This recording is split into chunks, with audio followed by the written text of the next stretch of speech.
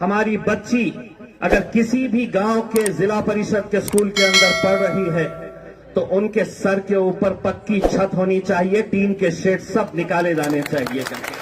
बोरनारे साहब मौजूद थे अभी 4 दिन पहले जब देवेंद्र फडणवीस साहब आए थे। क्योंकि उनके पास फाइनेंस है, पूरा राज्य का पैसा उनके पास है, तो कलेक्टर साहब ने अपनी लिस्ट जारी की कि हमको इसके लिए इतने पैसे चाहिए, इसके लिए इतने पैसे चाहिए, इसके लिए इतने पैसे चाहिए। उन्होंने स्कूलों के लिए 18 करोड़ रुपए मांगे। मैंने देवेंद्र फडणवीस साहब को बोला कि बाकी दूसरे स्कीम के अंदर पैसा कम करिएगा, लेकिन जिला परिषद के स्कूलों के अंदर पैसा बढ़ाकर दीजिएगा। आमचे मित्र आमदार रमेश बोरनारे साहेब, माझे जवळचे मित्र नबी पटेल साहेब, या गावाचे सरपंच रंजना सुदामा आहेर, बोरनारे साहेब सोबत आलेले कॉर्पोरेटर, या गावातले सर्व माझे बंधू भगिनींनो, या शाळेतले शिक्षक प्राध्यापक, मुझे मालूम है कि बहुत सारे जितने भी माता पिता यहाँ पर आए हैं वो अपने बच्चों को देखने के लिए आए हैं, हमें देखने के लिए नहीं आए हैं।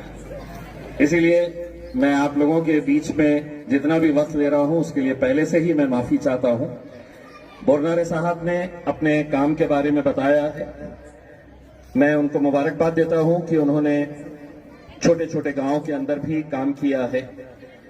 मुझे स्कूल के बारे में टीचर्स ने एक निवेदन दिया है कि यहां पर स्कूल के अंदर क्या होना चाहिए करके। क्योंकि बोरनारे साहब सरकार से ताल्लुक रखते हैं, सारा पैसा उन्हीं के पास जाता है।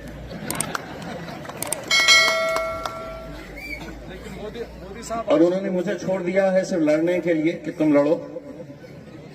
मैं इतना आपको बताना चाहता हूं, और मेरे लिए और हम सब के लिए, भले इस देश के अंदर हम 75 साल आजादी के मना रहे हैं, मुझे दुख इस बात का हुआ जब कुछ दिन पहले बोरनारे साहब भी उस मीटिंग के अंदर थे और मैंने जोर दिया था कि जिला परिषद के जितने भी स्कूल्स है, मैं तमाम टीचर्स को भी बताना चाहता हूं, जिला परिषद के मेरे जिले के अंदर जितने भी स्कूल्स आते हैं, ये बहुत अफसोस की बात है कि एक सर्वे जब किया गया, मैंने कहा कि हम जब मीटिंग के अंदर बैठते हैं तो एसी चाहिए, आराम से बैठने के लिए हमको अच्छी जगह चाहिए, वो हम फौरन बना देते हैं। लेकिन जो गांव के बच्चे टीन के नीचे बैठ के शिक्षा हासिल कर रहे हैं, ये बहुत ही दुर्दैवी बात है कि इतने सालों के अंदर हमने अपने स्कूलों की इमारतें भी अच्छी नहीं किए हैं।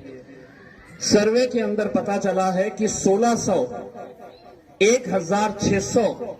क्लासरूम्स औरंगाबाद जिले के अंदर ऐसे हैं जो बच्चे टीन के नीचे पढ़ाई कर रहे हैं। तो सिर्फ मैं इस गांव के ताल्लुक से नहीं कह रहा हूं, अभी बोरनारे साहब ने तो ये कहा है कि यहां पर इमारत बना देंगे आपके इस स्कूल की, लेकिन हम दोनों ने ही नहीं, हम तमाम लोक प्रतिनिधियों ने यह जिम्मा उठाया है, और मैं तो इनके नाक में दम करके रख डालूंगा जब तक ये टीन के शेड यहां से हटाए नहीं जाएंगे। मैं सिर्फ एक गांव की बात नहीं कर रहा हूं, हमारा बच्चा, हमारी बच्ची अगर किसी भी गांव के जिला परिषद के स्कूल के अंदर पढ़ रही है तो उनके सर के ऊपर पक्की छत होनी चाहिए, टीन के शेड सब निकाले जाने चाहिए। बोरनारे साहब मौजूद थे अभी 4 दिन पहले जब देवेंद्र फडणवीस साहब आए थे। क्योंकि उनके पास फाइनेंस है, पूरा राज्य का पैसा उनके पास है, तो कलेक्टर साहब ने अपनी लिस्ट जारी की कि हमको इसके लिए इतने पैसे चाहिए, इसके लिए इतने पैसे चाहिए, इसके लिए इतने पैसे चाहिए। उन्होंने स्कूलों के लिए 18 करोड़ रुपए मांगे। मैंने देवेंद्र फडणवीस साहब को बोला कि बाकी दूसरे स्कीम के अंदर पैसा कम करिएगा, लेकिन जिला परिषद के स्कूलों के अंदर पैसा बढ़ाकर दीजिएगा। और मैं आपको इतना यकीन दिलाता हूं कि मैं किसी का पीछा पकड़ता हूं तो छोड़ता नहीं हूं। उसके अंदर आपके स्कूल बनेंगे, अच्छे बनेंगे, क्योंकि ये बच्चे आपके ही नहीं मेरे भी बच्चे हैं, और इन बच्चों की सुविधाएं कैसी अच्छी होनी चाहिए। मैंने 2 चीजों के ऊपर जब खासदार बनकर आया, एक आरोग्य के ऊपर अच्छे अस्पताल होने चाहिए और अच्छे स्कूल्स होने चाहिए, इसके ऊपर ध्यान दिया हूं। औरंगाबाद के अंदर 400 बेड का एक हॉस्पिटल बन रहा है, एक सुपर स्पेशलिटी हॉस्पिटल की बिल्डिंग हो रही है। उसी तरह गांव के हॉस्पिटल्स और गांव के